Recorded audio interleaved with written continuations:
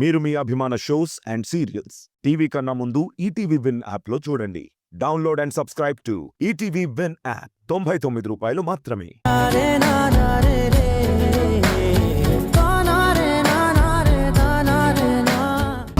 ఇంట్లో వాళ్ళు తనకి అడ్డు చెప్తున్నారు కాబట్టి అక్కగా నేను సాయం చేస్తున్నాను.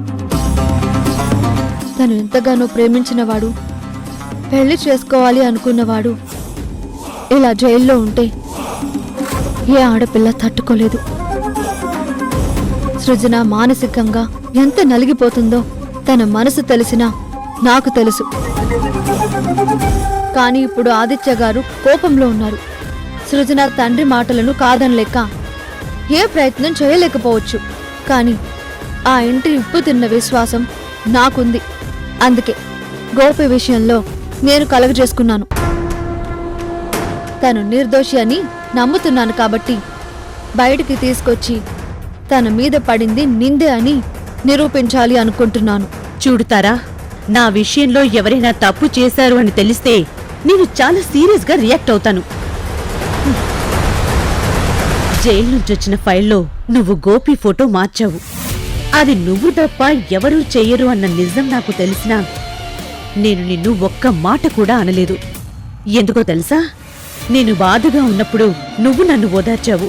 నీ ఇంట్లో నన్ను నీ సొంత మనిషి కన్నా ఎక్కువగా చూసుకున్నావు. ఆ అభిమానంతోనే నేను నీ విషయంలో కలుగు చేసుకోలేదు. అలా అని గోపిని తేలికగా వదిలేస్తానని మాత్రం నువ్వనుకోకు. వాడు బెయిల్ మీద బయటకు రాడు. అలా అని జీవితాంతం జైల్లో కూడా ఉండడు. ఇందులో ఎలాంటి మార్పు లేదు. గోపి అనేవాడికి కోర్టు లైఫ్ థ్రెడ్ వేస్తే వాడి లైఫ్ నా చేతుల్లో ఎండవుతుంది. It's final. చూడండి మేడం, ఎంతో మంది ఆడపిల్లల జీవితాన్ని మీ తమ్ముడు చిదిమేశాడని మీకు తెలుసు. తను ఎలాంటి వ్యసనాలకు బానిసయ్యాడో మీ మనసుకి తెలుసు. అలాంటి మీ తమ్ముడు విషయంలో మీరు క్షమించి వదిలేశారు. కానీ తప్పు చేయని గోపిని మాత్రం మీరు చంపేస్తాను అంటున్నారు. అది మీకు న్యాయంగా ఉందా? నా తమ్ముడు తప్పు చేసుండొచ్చు, కాని వాడు నా రక్తం పంచుకు పుట్టాడు. అలాంటి వాడు నాకు దూరమైతే నేనెందుకు ఊరుకుంటాను? ఆ ఇంటి ఉప్పు తిన్న విశ్వాసంతోనే నువ్వు ఇంత చేస్తే నా ఇంటి మనిషిని చంపిన వాడిని నేను వదిలేయాలని నువ్వెలా చెప్తున్నావు? అందుకే చెప్తున్నాను, గోపి చావు ఫిక్స్ అయింది. నీ ప్రయత్నాలు విరమించుకోవడం మంచిది. మీరు అనుకున్నది జరగదు మేడం. విధాత విధిరాత మరోలా రాస్తాడు. ఆ రాతను ఎవ్వరూ తప్పించుకోలేరు. అయినా భగవంతుడున్నాడు. గోపి తప్పు చేయలేదని ఆయనకు తెలుసు. నేను చేసే ప్రయత్నం తప్పు కాదు అని నాకు తెలుసు. అందుకే గోపిని ఎలా బయటకు తీసుకొస్తానో మీరే చూస్తారు. సరేలే, ఇదంతా ఎందుకు కనితారా? ఈ మధ్య ఈ కేసు విషయం ఎక్కువగా ఆలోచించి వీరు గురించి నేను అస్సలు పట్టించుకోలేదు.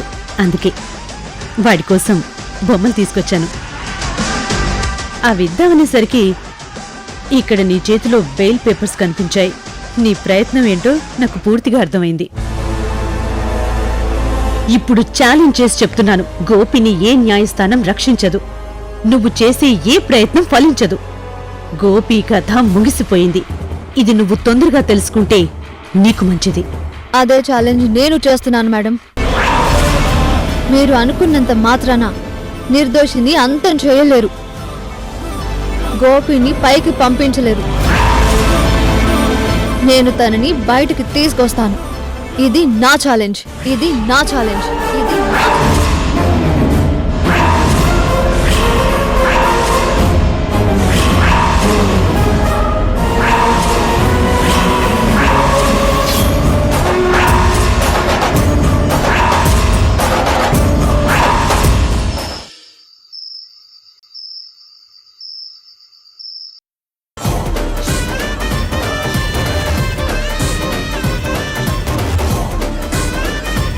ఎంత తాగుతున్నా కిక్కు మాత్రం ఎక్కడం లేదు. లక్కు మారిపోతున్నప్పుడు కిక్కెలా వస్తుంది? మొత్తం తిక్కే వస్తుంది. నిన్ను నమ్ముకుని నేను తప్పు చేశానని నాకిప్పుడే అర్థమైంది. అదేంటి అలా అంటున్నావు? కలిసి కుట్రలు చేసాం, కలిసి వస్తుందని అనుకున్నావు. కానీ కథ ఇలా అడ్డం తిరుగుతుందని నేను మాత్రం ఊహించానా? నువ్వు ఏది ఊహించవు, ఊహల్లో మాత్రం బతికేస్తావు. నేను ఒక ఎత్తు వేశానంటే అది ఎదుటి వాళ్ళని చిత్తు చేస్తుంది అని గొప్పగా చెప్తావు. కానీ ఇప్పుడు ఏమైంది? మన ఇద్దరి చేతికి చిప్ప మిగిలేలా ఉంది. ఏంటి మరీ అంత చీప్గా మాట్లాడుతున్నావు? ఇంకా నీకు అర్థం కాలేదా? గోపి అమాయకుడైతే మనం ఆడింది ఆట పాడింది పాట అవుతుంది అన్నావు. కానీ ఇప్పుడు గోపి జైలు పాలయ్యాడు. ఈ ఇంటి అల్లుడు శ్రీకర్ అవుతున్నాడు. ఇంతకు ముందు నెలకి 50 లక్షలు నొక్కేసేవాడిని. వడ్డీలు కట్టుకుంటూ మిగిలిన డబ్బుతో ఇదిగో ఇలా మందు కొనుక్కుని మన ఇద్దరం తాగేవాళ్ళం. కానీ ఆ శ్రీకర్ ఆవగింజను కూడా భూతార్థంలో చూపించి ఇదిగో ఇంత పట్టుకుపోయారని మా బావతో చెప్తాడు. అప్పుడు జేబులో చిల్లుగా ఉండదు.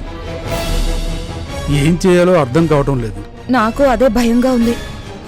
నా స్థాయికి నేను 25 నొక్కేసేదాన్ని. నా కింద పనిచేసే వాళ్ళకి కొంత సర్దేదాన్ని, మిగిలినవి నా ఖర్చులు ఉంచుకునేదాన్ని. ఇప్పుడు వాళ్ళకేమివ్వాలో తెలీదు, నేనెలా ఖర్చు పెట్టుకోవాలో అర్థం కావడం లేదు. నువ్వు మేనేజర్ కాబట్టి నీకు ఇంకా జీతమైనా వస్తుంది. నేను ఇంటి అల్లుండి కాబట్టి పొద్దున్న టిఫిన్, మధ్యాహ్నం ఇంత ముద్ద తప్ప ఇంకేమీ రాదు. ఇప్పుడు ఏం చేద్దాం? చేయడానికి మన చేతుల్లో ఏమీ లేదు. ఆ శ్రీకర్ గాడిని పీక నొక్కి చంపేయాలి. పీక నొక్కి చంపేయాలి.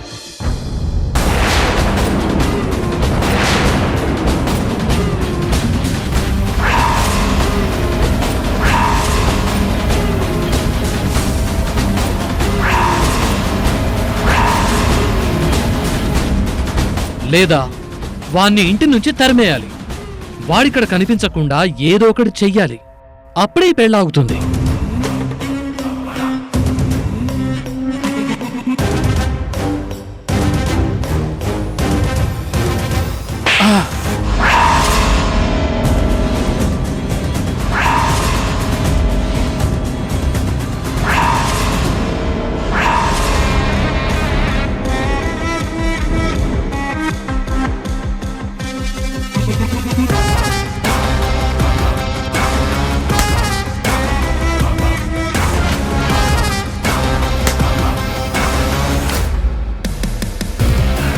ఏంటి మీ మాటలు విని కొట్టిన వాణ్ణి ఇలా పిచ్చివాడ్లా ఎందుకు నవ్వుతున్నాను అనుకుంటున్నారా?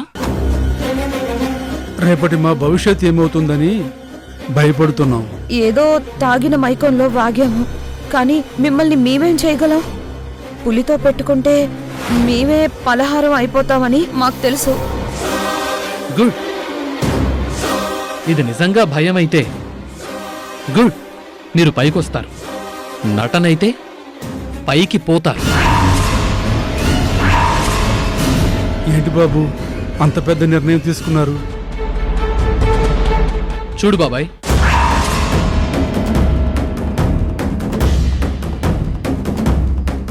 నేను బాబాయ్ అని పిలిచింది ఇంకెవరినో కాదు, నిన్నే నా చిట్టి బాబాయ్. నన్నా? ఆ, నన్నా? నిన్నే బాబాయ్. వరస అదే కదా. నీకు అప్పులున్నాయి, దాన్ని తీర్చుకోవటం ఎలా అని భయపడుతున్నావు కదా. ఒక పని చెయ్యి, మన మైనింగ్ సిమెంట్ కాంట్రాక్ట్ నువ్వే చూసుకో. ఆ సిమెంట్లో బూడిద కలిపే. చూసే వాళ్ళకి క్వాలిటీ సిమెంట్ అనుకుంటారు, కానీ అందులో క్వాంటిటీ సిమెంట్ తక్కువే ఉంటుంది. ఓ 25 కోట్ల దాకా మిగులుతుంది. ఓ 20 కోట్లు నొక్కేయి. 10 కోట్ల అప్పు తీర్చుకో. 5 కోట్లతో ఎంజాయ్ చెయ్యి.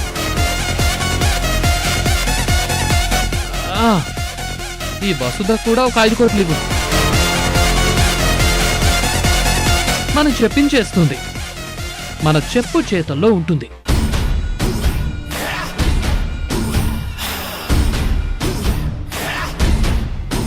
మాపై అనుకోకుండా ఇన్ని వరాలు ఎందుకు కురిపిస్తున్నావు అబ్బాయ్? అయ్యో బాబాయ్, అందరి ముందు అమాయకుల్లా కనిపిస్తాను కానీ నాకు కూడా ఒక కళ్ళుంది. నా మరదల్ని నేను పెళ్లి చేసుకోవాలి. తనతో నేను జీవితాన్ని ఎంజాయ్ చేయాలి. ఈ ఆస్తికి అధిపతినవ్వాలి. అలా జరగాలంటే తోడుగా ఈ ఇంట్లో నాకు 2 గుంట నక్కలు కావాలి. ఎవరా అని వెతికాను. మీరిద్దరే అని నాకు తెలిసింది.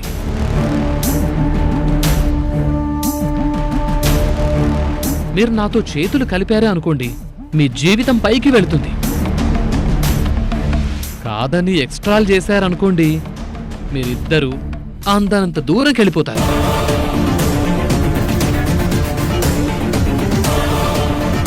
అంత మాట ఎందుకులే అబ్బాయి, మేం చేయాలో చెప్పు. ఇంకా అర్థం కాలేదా? శ్రీకర్ త్యాగమూర్తిలా ఫోర్స్ కొడుతూ ఉంటాడు.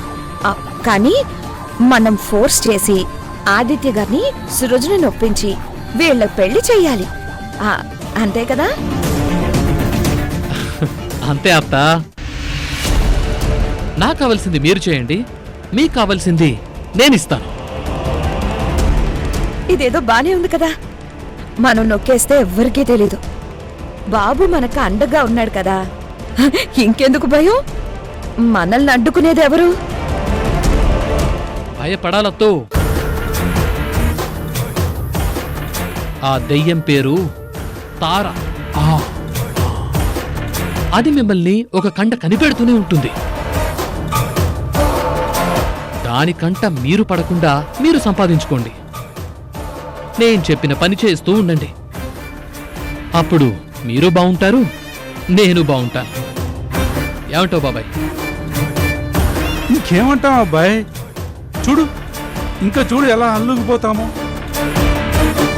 నువ్వు మా బావగారికి కావలసిన అల్లుడివి, అంటే ఈ ఇంటికి కావలసిన మహారాజువి. రాజులా నువ్వుండు, దాసుల్లా మేమిద్దరూ నీ వెంటే నడుస్తాం. నువ్వేం చెప్తే అది చేస్తాం. నువ్వు తానా అంటే మేమిద్దరం ఒకేసారి తందానా అంటాం. Very good. డబ్బంటే మీరు కోఆపరేట్ చేస్తారని నాకు తెలుసు. ఎలాగైనా సరే నాకు సృజనకి పెళ్లి జరిగిపోవాలి.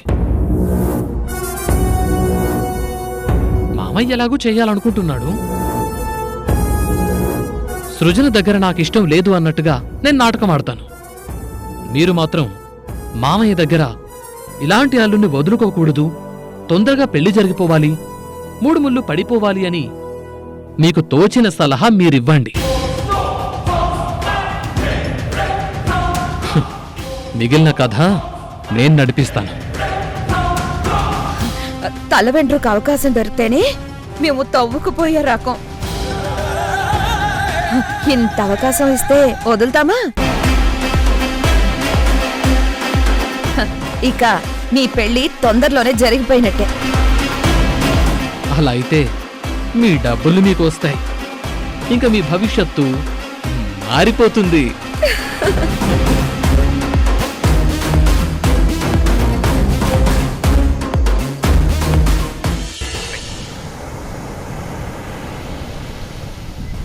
అయితే లాయర్ గారికి అన్ని విషయాలు చెప్పావా? అవును వికాస్, ఇందులో గోపి తప్పేం లేదు. తనని ఎలాగైనా బయటికి తీసుకురావాలి అని ఆయనకి మొత్తం వివరించాను. ఆయన కూడా చాలా పాజిటివ్గా తీసుకొని త్వరలోనే గోపికి బెయిల్ వచ్చే ఏర్పాటు చేస్తాను అన్నారు. ఓకే, డబ్బులు ఎంత ఖర్చు అవుతాయో చెప్పు, నేను పంపిస్తాను. అక్కర్లేదు వికాస్, లాయర్ గారు చాలా మంచి వ్యక్తి. ఇలా అన్యాయంగా ఇరికించిన వారి మీద నేనెప్పుడు ₹1 కూడా తీసుకోను, న్యాయమే చేస్తాను అని చెప్పారు. తను డబ్బు గురించి పనిచేసే మనిషి కాదు. అయినా సరే గౌరవంగా ఆయన ఫీజు ఇవ్వాలి కదా, అది నేను పంపిస్తాను. పర్వాలేదు వికాస్, ఆ మాత్రం ఫీజు నేను పంపిస్తాను అన్నాను. ఆయన తీసుకోలేదు. కేసు గెలిచాకే తీసుకుంటాను అన్నారు. ఆయన డబ్బు కోసం పనిచేసే మనిషి కాదు. పోనీలే తారా, ఆ లాయర్ గారు అంత సపోర్ట్ చేస్తానన్నారు కాబట్టి తప్పకుండా గోపి బయటపడతాడన్న నమ్మకం నాకు వచ్చింది. తొందరలోనే నీ గోపిని నువ్వు విడిపిస్తావు. కానీ నీ ప్రేమని నువ్వు గెలిపించుకోలేకపోతున్నావు. సృజన ప్రేమని గెలిపించాలని చూస్తున్నావు. అదే నాకు బాధగా ఉంది. గోపి భవిష్యత్తు బాగుండాలి అని ఆ పెళ్లి జరగాలి అనుకున్నాను. ఇప్పుడు గోపికి ఇలాంటి పరిస్థితి వస్తుందని ఊహించలేకపోయాను. నేను ప్రేమించిన గోపి ఎప్పుడూ సంతోషంగా ఉండాలి అంటే బాధని నా గుండెల్లో దాచుకోవాలి. గోపి గుండెల మీద సృజనకి శాశ్వత స్థానం కల్పించాలి.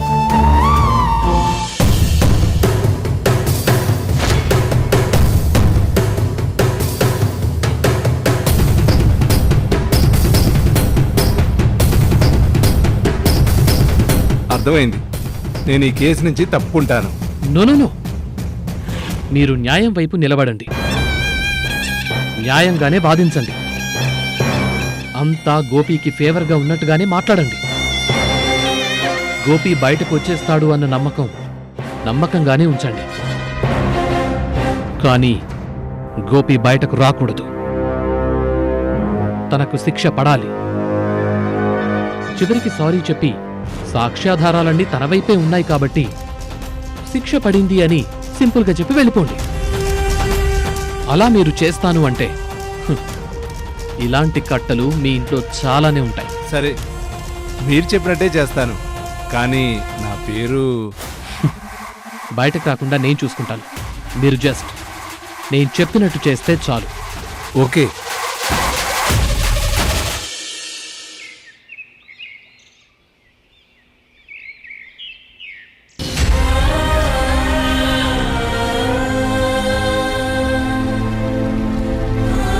పెళ్లిలో నువ్వు ఈ నెక్లెస్ పెట్టుకో, బాగుంటుందమ్మా. నీకు నచ్చలేదంటే చెప్పు, ఇంకోటి చేయిస్తాను.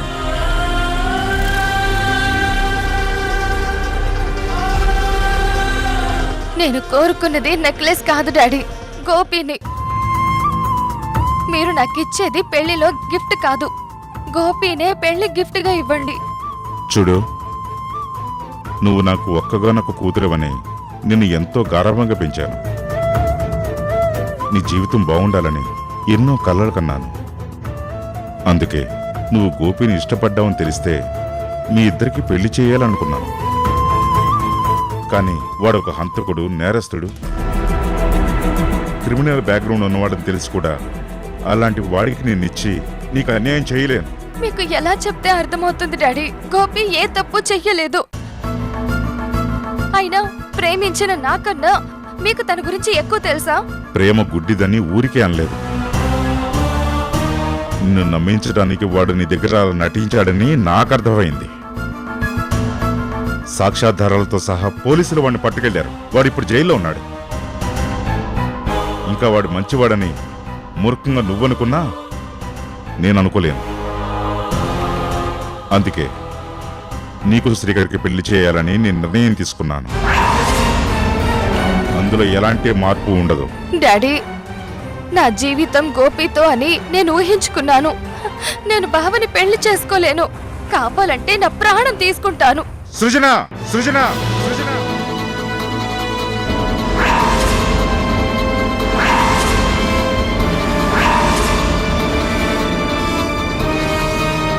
ఆడపిల్ల మీద చేయి చేసుకోవడం ఎందుకని నేను మాటలతో చెప్తున్నాను. అర్థం చేసుకుంటే నీకే మంచిది. నువ్వు అవునన్నా కాదన్నా ఈ పెళ్లి ఆగదు. నీకు శ్రీకర్తో పెళ్లి జరిగి తీరుతుంది. అంటే ఏంటి డాడీ? నా గొంతు కొయ్యాలని మీరు నిర్ణయించుకున్నారా? నీ జీవితం బాగు చేయాలని నిర్ణయించుకున్నానమ్మా. కాబట్టి ఒక కసాయివాడి కాకుండా నా మేనల్లుడికి నీకు పెళ్లి చేయాలని నిర్ణయించుకున్నాను. ఇప్పుడు నీకు బాధగానే ఉంటుంది. కానీ రేపు జీవితం ఏంటో అర్థమయ్యాక ఈ తండ్రి బాధ ఏంటో నీకు తెలుస్తుంది. నేను నీకు జన్మనిచ్చాను. మీ మంచి కోసం ఆలోచిస్తాను. కానీ నువ్వు ప్రేమించావని ఒక ఖైదీకి ఇచ్చి నేను పెళ్లి చెయ్యలేదు. నా నిర్ణయంలో ఎలాంటి మార్పు లేదు. నీ మనసు నువ్వు మార్చుకుంటే నీకే మంచిది.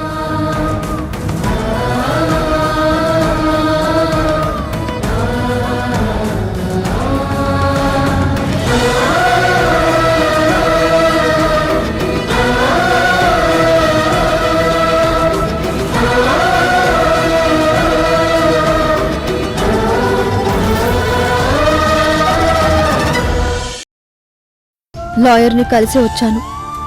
అన్ని విషయాలు చెప్పాను. తప్పకుండా గోపిని బయటకు తీసుకొస్తానని ఆయన మాటిచ్చారు. మీ ఇద్దరికి ఎలా థ్యాంక్స్ చెప్పాలో నాకు అర్థం కావడం లేదు. ఒక పక్క మనం గోపిని బయటకు తీసుకురావడానికి ప్రయత్నాలు చేస్తున్నావా, కానీ మావయ్య చూడు నాకు సృజనకి పెళ్లి అని ముహూర్తాలు పెట్టించాడు.